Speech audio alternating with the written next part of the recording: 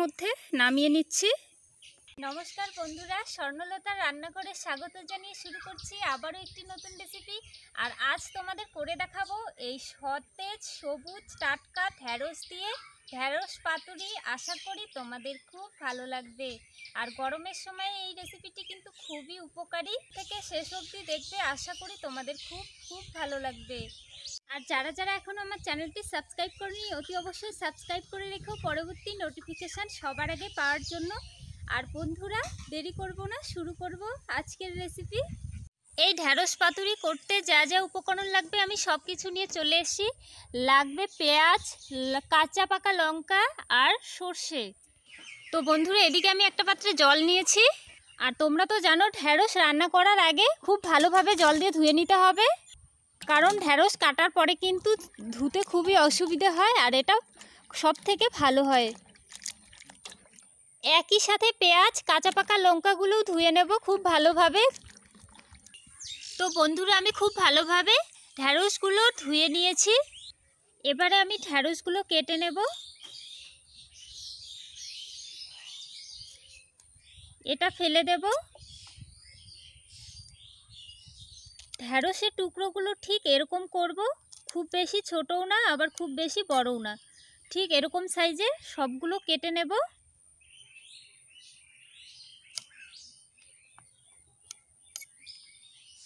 মাঝখানে একটা টুকরো দিলেই হয়ে যাবে।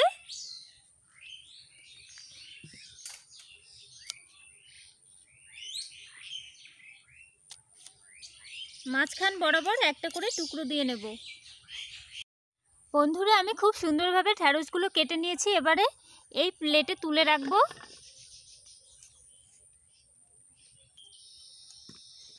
পেঁয়াজগুলো একই সাথে কেটে নেব। মাঝখান বরাবর একটা টুকরো দিয়ে একদম কুচি কুচি করে কেটে নেব।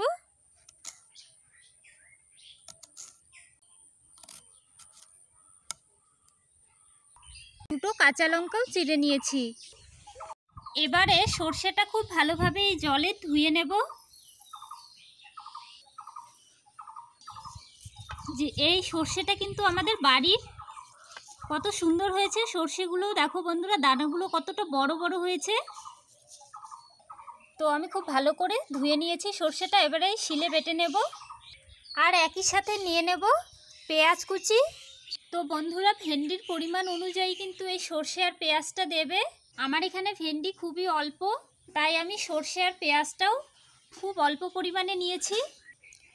একদম মিহি করে বেটে নেব।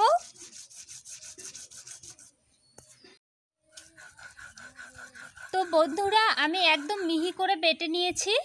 আর কত সুন্দর হয়েছে দেখো।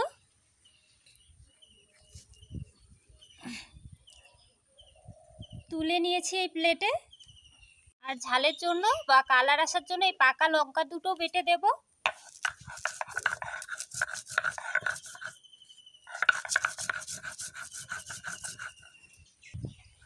আর দেখো পাকা লঙ্কাটার কালারটা কত সুন্দর হয়েছে। তো আমার বাটাও হয়ে গেছে, এবারে তুলে নেব।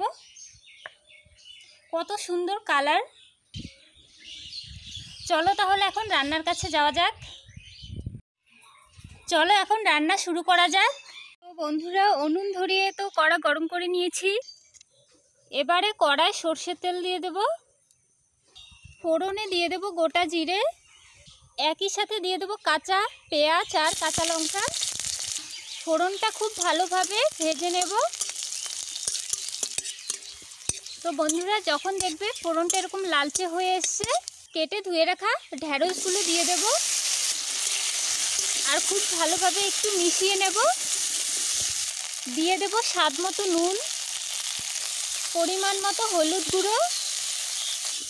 খুব ভালোভাবে মিশিয়ে ভাজতে হবে।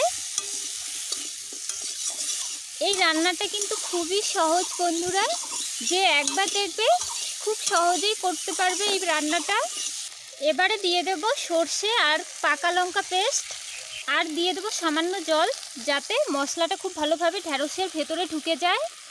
এবারে খুব ভালোভাবে 2 মিনিটের মতো কষিয়ে নিতে হবে। আর বন্ধুরা হাতে সময় কম থাকলে এই রেসিপিটা চটপট করে নেওয়া যায়। আর গরম ভাতের সঙ্গে খেতেও খুব ভালো লাগে। তো আমার কষানো হয়ে গেছে, এবারে পরিমাণ অনুযায়ী জল দিয়ে দেব। তোমরা কিন্তু তোমাদের ঢেঁড়সের পরিমাণ অনুযায়ী জলটা দেবে। এবারে ঢাকা দিয়ে 4 মিনিটের মতো ঝোলটা ফুটিয়ে নেব।